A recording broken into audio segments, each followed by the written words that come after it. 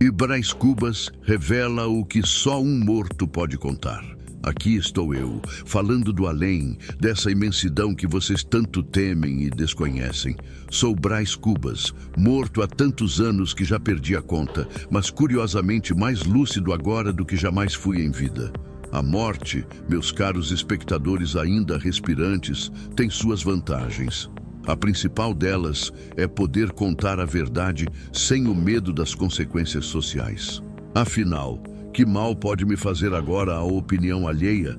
Permitem-me que comece pelo fim, pois é assim que a vida se revela verdadeiramente, de trás para frente, como um livro lido às avessas, onde descobrimos que o final era óbvio desde o primeiro capítulo. Mas nossa cegueira vital nos impediu de vê-lo. Morri de uma ideia fixa, uma pneumonia filosófica, poderia dizer. Estava obcecado em criar um emplasto anti-hipocondríaco que me daria glória e fortuna. Que ironia magnífica! Um homem que sempre fugiu dos compromissos sérios, morrer por se comprometer demais com uma quimera. Mas não pensem que vim aqui fazer um relatório médico de minha morte. Não. Vim contar-lhes sobre algo muito mais intrigante. Como é descobrir depois de morto que toda a nossa existência foi uma representação teatral da qual nem mesmo nós éramos os protagonistas. Vivemos acreditando sermos heróis de nossa própria história, quando na verdade fomos apenas figurantes no grande espetáculo da sociedade. Lembro-me de minha infância no Rio de Janeiro dos 800, onde aprendi as primeiras lições sobre a hipocrisia humana. Meu pai, Bento Cubas, era um homem que construiu sua fortuna vendendo tudo e comprando tudo, sem nunca se importar muito com o que estava negociando. Ele me ensinou que a moral é uma questão de conveniência e que a honestidade é um luxo que os pobres não podem se dar e os ricos não precisam praticar. Quantas vezes o vi mudar de opinião política conforme mudava o governo? Era liberal com os liberais, conservador com os conservadores, sempre próspero com todos. Minha mãe, Dona Eusébia, era uma senhora de virtudes ornamentais. Suas bondades eram como as flores de seu jardim, bonitas de se ver, perfumadas nos salões, mas incapazes de dar frutos verdadeiros. Ela me amava com aquele amor decorativo das mães bem-nascidas, um amor que se manifesta em roupas caras e professores franceses, mas que jamais se preocupa em conhecer verdadeiramente a alma do filho. Eu era seu projeto social, não seu filho emocional.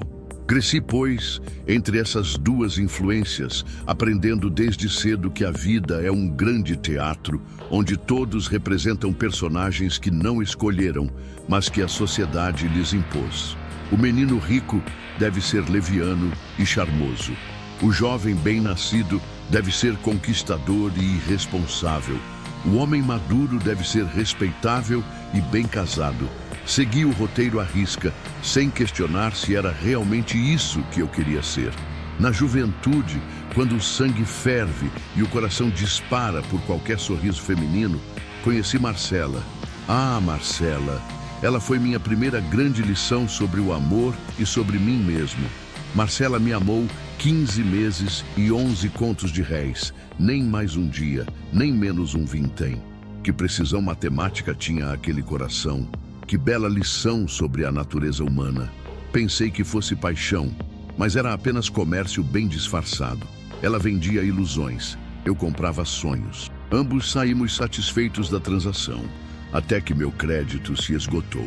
Mas vejam como a vida é sábia em sua crueldade. Marcela me ensinou mais sobre o amor verdadeiro do que todas as donzelas virtuosas que conheci depois. Ela foi honesta em sua desonestidade, clara em sua ambiguidade. Nunca prometeu eternidade, apenas presente. Nunca jurou fidelidade, apenas disponibilidade. E eu, tolo romântico, queria transformar um negócio em epopeia, um contrato em sacramento. Quando meu pai descobriu o romance, decidiu mandar-me para Coimbra, não por preocupação paterna, mas por conveniência social. Um filho envolvido com uma cortesã poderia manchar o nome da família. Lá se foi o jovem Brás para as terras lusitanas, carregar livros que nunca leria com atenção e diplomas que jamais usaria com propósito. A universidade era apenas mais uma etapa do teatro social. Precisava do título de doutor para completar meu figurino de homem bem-nascido. Em Coimbra, entre os vapores do vinho e as discussões filosóficas de botequim, descobri que a intelectualidade também tem seus comércios. Professores vendiam sabedoria em prestações, alunos compravam cultura em liquidação. Eu mesmo me tornei um consumidor medíocre desse conhecimento de segunda mão, decorando teorias que jamais me transformariam, citando autores que jamais me inspirariam. Foi lá que conheci Quincas Borba, meu condiscípulo, que anos depois desenvolveria sua teoria do humanitismo. Já naquela época ele demonstrava uma capacidade admirável de transformar a loucura em filosofia e a filosofia em loucura. Dizia-me que ao vencedor, as batatas, uma síntese perfeita da condição humana. Pensava eu que eram apenas devaneios de juventude, mas o tempo me mostraria que Quincas Borba era o mais sábio de nós todos, ou o mais louco, que neste caso dá no mesmo. Retornei ao Brasil formado e vazio, doutor e ignorante, pronto para representar meu papel na comédia social carioca. Meu pai já havia arranjado minha carreira política. Seria deputado, como convinha a um homem de nossa posição.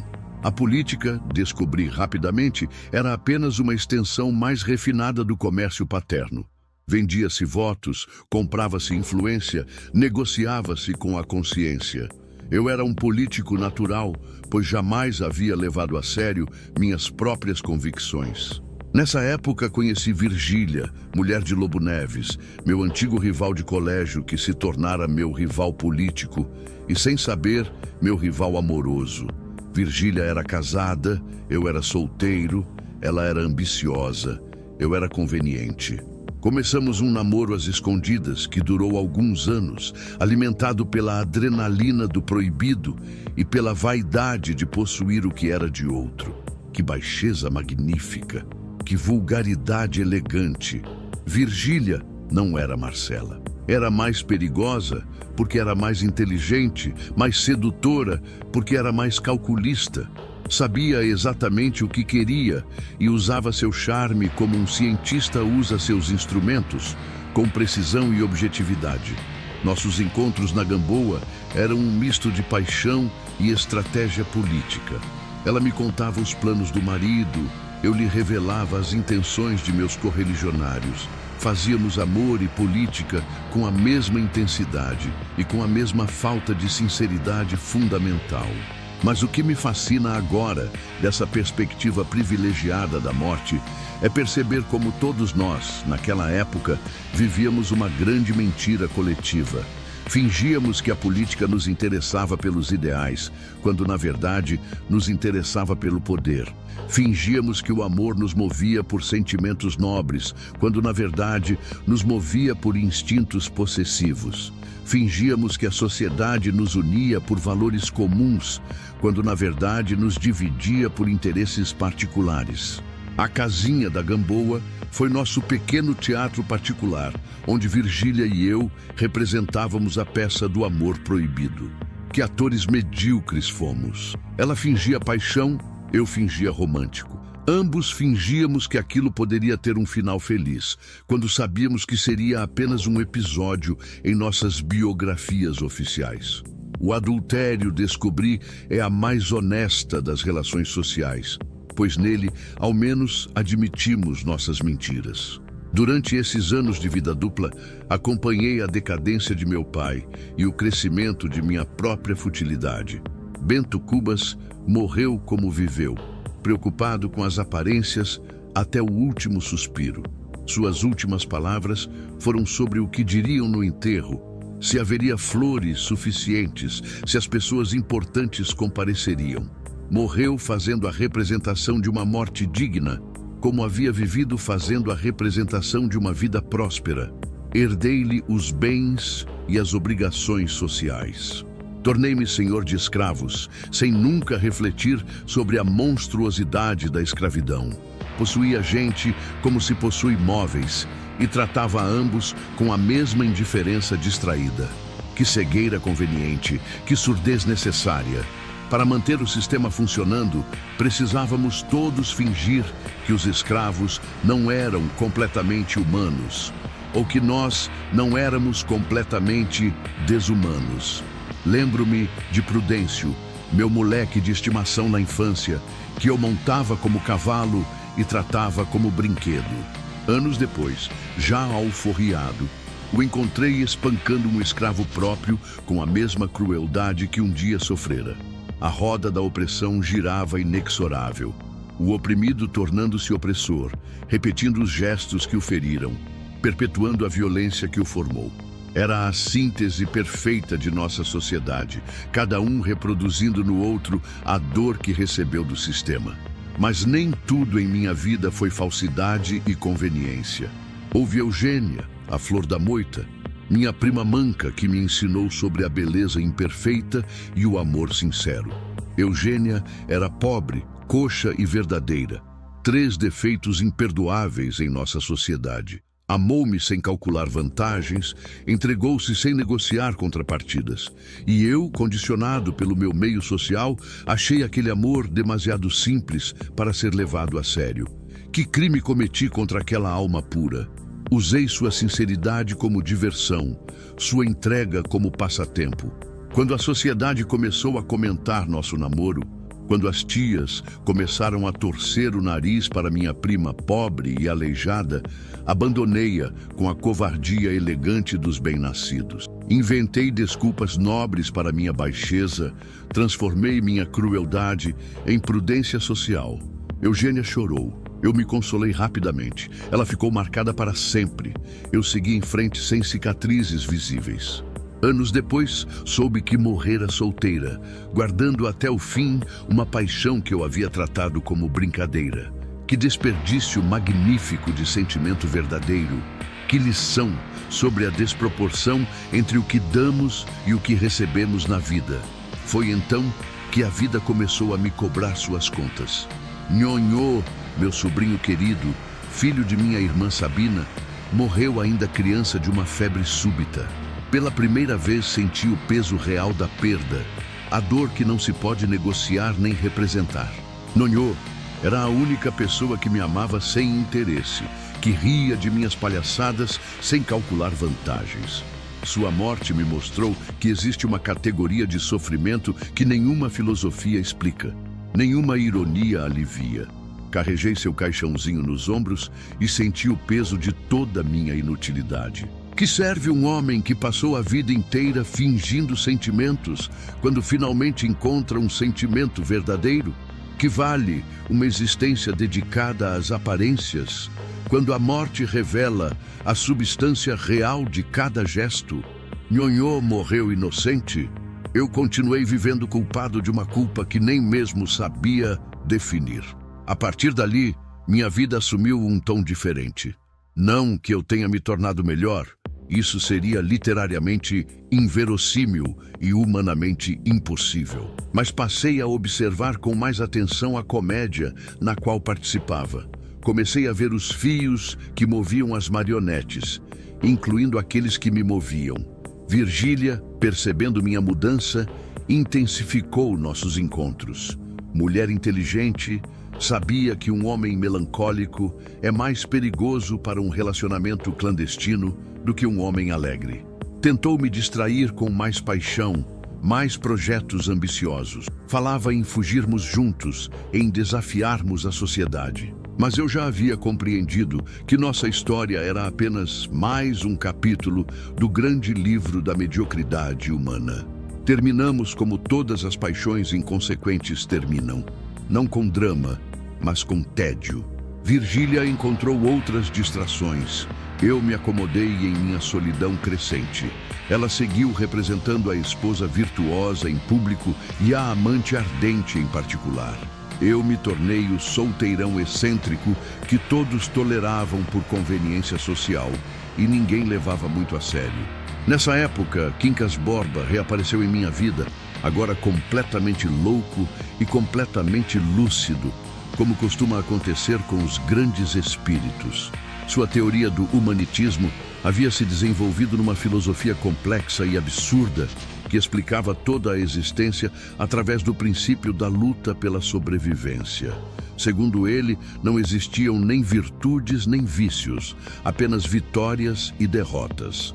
A moral era uma invenção dos fracos para limitar os fortes. Ouvi suas teorias com o interesse de quem finalmente encontra alguém disposto a dizer a verdade sobre a condição humana. Quincas Borba havia enlouquecido o suficiente para ser sincero, e sua loucura revelava mais sobre a realidade do que toda a sanidade convencional que eu conhecia. Ele morreu pouco depois, legando-me seu cão, também chamado Quincas Borba, e sua herança, que rapidamente dilapidei em experimentos filosóficos e científicos. Foi então que me dediquei à criação do emplasto anti-hipocondríaco, minha grande obra, meu legado para a humanidade. Que ironia suprema! Um homem que nunca levara nada a sério decidir no fim da vida levar-se a sério demais. Passei meses trancado em casa, experimentando fórmulas, testando composições, sonhando com a glória científica que finalmente daria sentido à minha existência. O emplasto seria minha redenção, minha forma de justificar décadas de futilidade. Através dele, eu passaria da condição de parasita social para a de benfeitor da humanidade. Salvaria os hipocondríacos do mundo, começando por mim mesmo, pois descobri que toda a minha vida havia sido uma longa hipocondria existencial. Mas a morte chegou antes da glória. Uma pneumonia me levou antes que eu pudesse completar minha obra-prima. Morri como havia vivido, no meio de um projeto inacabado, perseguindo uma ilusão grandiosa, fugindo da realidade através de sonhos impossíveis. Que final apropriado para uma vida de fugas elegantes.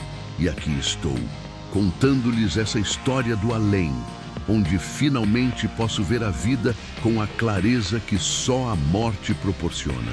Descobri que todas as nossas paixões são passageiras, todos os nossos projetos são precários, todas as nossas certezas são provisórias. Vivemos achando que somos protagonistas de nossas histórias, quando na verdade somos apenas personagens secundários no grande romance da espécie humana. Que aprendi com tudo isso? Que a vida é simultaneamente trágica e cômica, importante e insignificante, bela e horrível. Que amamos não porque as pessoas merecem nosso amor, mas porque precisamos amar para nos sentirmos vivos. Que sofremos não porque a vida é injusta, mas porque esperamos que ela seja justa. Que morremos não porque a morte é natural, mas porque a vida é impossível de sustentar indefinidamente. Vocês que ainda respiram, que ainda sentem o coração bater no peito, que ainda acreditam em seus projetos e suas paixões, não imaginem que estou aqui para desencorajá-los. Pelo contrário, continuem vivendo suas ilusões, perseguindo seus sonhos impossíveis, amando sem garantias, sofrendo sem propósito. É isso que nos faz humanos, essa capacidade extraordinária de levar a sério aquilo que sabemos ser passageiro. Mas façam-no com a consciência de que estão representando numa peça cujo final já conhecem. Vivam intensamente, mas sem se levarem demasiado a sério. Amem profundamente, mas sem esperar eternidade. Sofram completamente, mas sem se vitimizar. Sonhem grandiosamente, mas sem se iludir sobre a realidade. E lembrem-se sempre de que a maior de todas as vaidades humanas é acreditar que somos diferentes dos outros, que nossa história é única, que nossos sentimentos são especiais. Todos nós repetimos os mesmos padrões, cometemos os mesmos erros, alimentamos as mesmas ilusões. A diferença está apenas nos detalhes, nunca na essência. Eu, Brás Cubas, vivi uma vida perfeitamente comum, disfarçada de existência excepcional. Fui um homem medíocre que se julgava extraordinário, um personagem secundário que se via como protagonista. E vocês Que papel estão representando na grande comédia humana? Que máscara usam para esconder de si mesmos a verdade sobre sua própria insignificância magnífica? A morte me ensinou que a vida não tem sentido além daquele que inventamos para ela. E talvez seja exatamente isso que a torna tão preciosa. Essa capacidade humana de criar significado onde não existe, de encontrar beleza no absurdo, de transformar o nada em tudo através da pura força da imaginação e da vontade. Então vivam, meus caros espectadores ainda mortais. Vivam com paixão e ironia, com seriedade e humor, com esperança e ceticismo. Façam da vida uma obra de arte, mesmo sabendo que toda arte é efêmera. Sejam protagonistas de suas pequenas tragédias e comédias pessoais, mesmo conscientes de que fazem parte de uma história muito maior que suas histórias individuais. E quando chegarem ao fim, como eu cheguei, talvez descubram que a única coisa que realmente importa não são os grandes feitos ou as grandes paixões, mas os pequenos momentos de verdade que conseguimos roubar da representação constante que é viver em sociedade. Esses momentos raros em que baixamos a guarda e somos genuinamente humanos, vulneráveis, autênticos. Deixem nos comentários suas reflexões sobre esta história que contei, mas lembrem-se de usar a palavra que resume toda a condição humana: vaidade.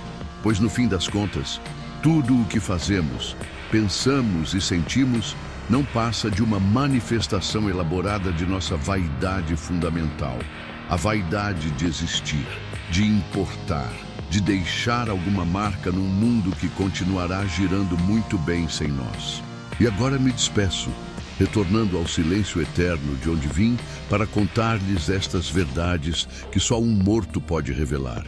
Que minha história os ajude a viver melhor suas próprias histórias, mesmo sabendo que todas elas, inevitavelmente, terminarão como a minha, com um ponto final que ninguém escolhe, mas que todos, cedo ou tarde, devem aceitar.